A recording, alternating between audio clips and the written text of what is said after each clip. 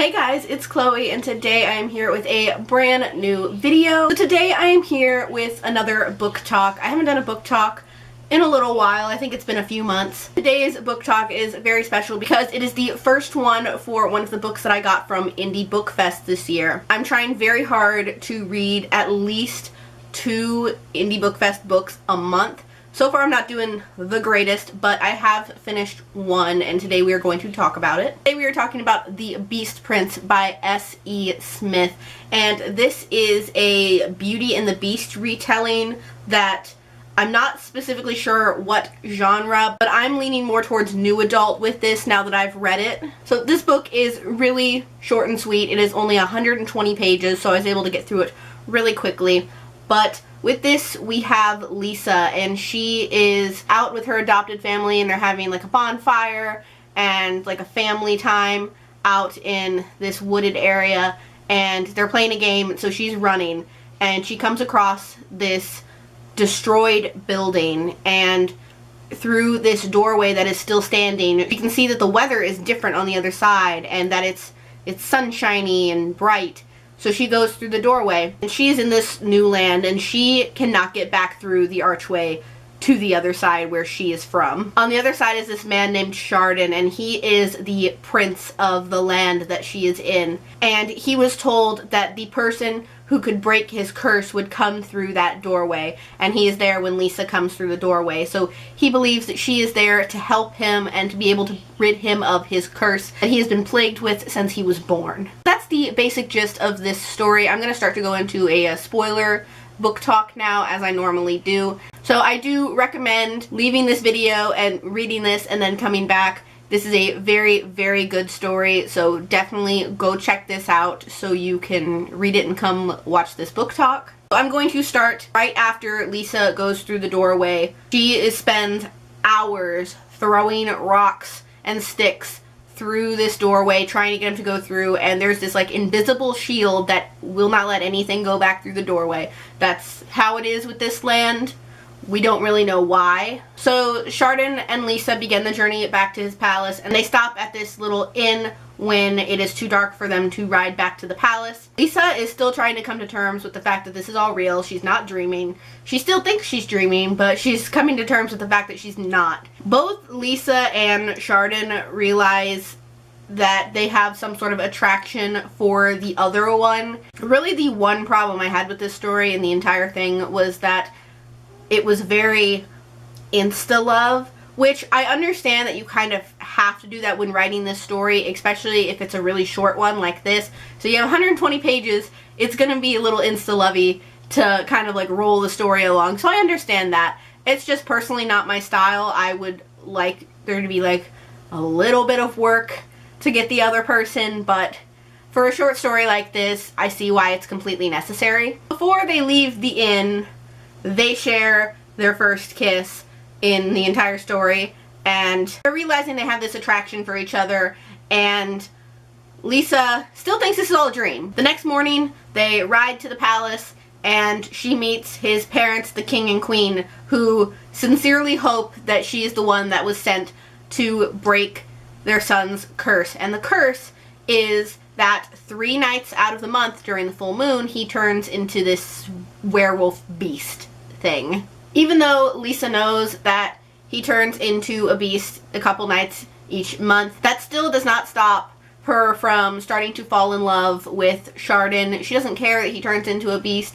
She loves him for who he is on the inside rather than what he looks like on the outside. So the next day after they return to the palace, Chardon decides he wants to show Lisa the kingdom, and this is also the same night that he's going to turn into a beast. So he wants to spend the entire day with her before he becomes this animal again. And he already knows that he loves Lisa, and he does not want to tell her this one secret that he's sharing that involves his curse. What Lisa doesn't know is that when Chardon turns 25, the curse becomes permanent if it's not broken. So he does not tell her that. And they are exploring the kingdom, and he shows her where he likes to go when he needs time to think. And it's this beautiful meadow, and in the middle there is this small hut. He is showing her around, and they're in the hut, and they spend the rest of the afternoon together, if you get what I'm saying. And Lisa wakes up several hours later by herself, and she quickly gets dressed and runs outside, and she runs into this very old woman, and she does not know what's going on, but the woman is frantically speaking to her, like, do you love him? Do you love him? And she's like, what does it matter to you? And then finally she caves in, yes, I love him. And she just runs away from this woman because she needs to quickly get back to the palace. That old woman also tells her the part that he did not about becoming permanent on his 25th birthday.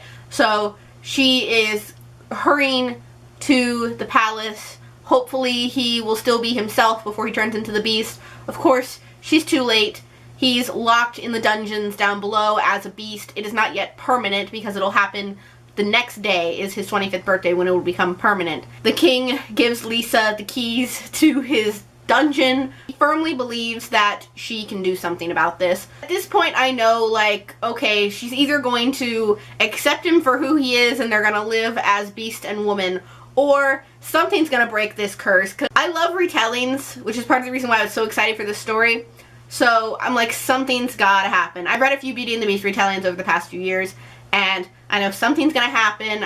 Like, they're different each time, and I wanted to know what was going to happen. She is trying to encourage him this entire time that they can still be together despite him being a beast. And he just hates the person who put this curse on him, and she just all the while is convincing him, like, we can live together like this, it's okay, I love you. Before long, right around the time he starts to get convinced, like, okay, this can happen probably, something magical happens. The curse is broken. Lisa's like, okay, well, you know, now we can go back upstairs, and he's like, no.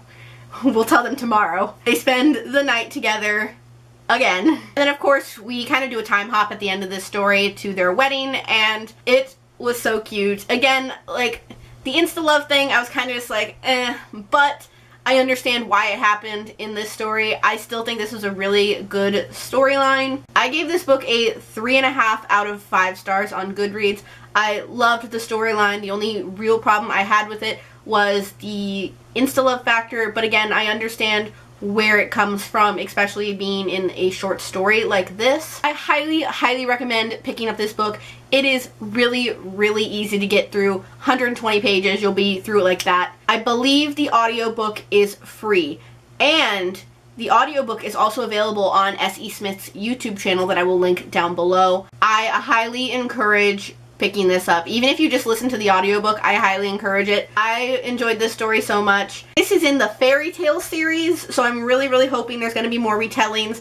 S.E. Smith, if you're watching this, please, are there going to be more retellings? Because if they're short and sweet books like this and the retellings, I'm all over that. I got it. So thank you guys so much for watching this video. I know this is probably a slightly shorter book talk than I normally do because of the size of this book. If you're excited for more of my thoughts and feelings on different books that I got from Indie Book Fest, please go ahead and give this video a thumbs up. Again, I'm really hoping to be getting more of these book talks for these books out to you as quickly as possible. Indie books are something that I highly encourage people picking up. They're very exciting, and you might find your next favorite author in indie books. People don't look as often. So thank you guys so much for watching. I hope you enjoyed it. As always, if you'd like a behind the scenes look at my life, you can check out my second channel, Chloessence. You name it, I probably do it on that channel, so go check it out and subscribe if you haven't already. And if you like what you see here, please go ahead and click subscribe. I post new videos every Wednesday and Saturday, so click subscribe so you can be updated for when I post those. Thank you guys so much for watching, and I'll see you guys in my next one.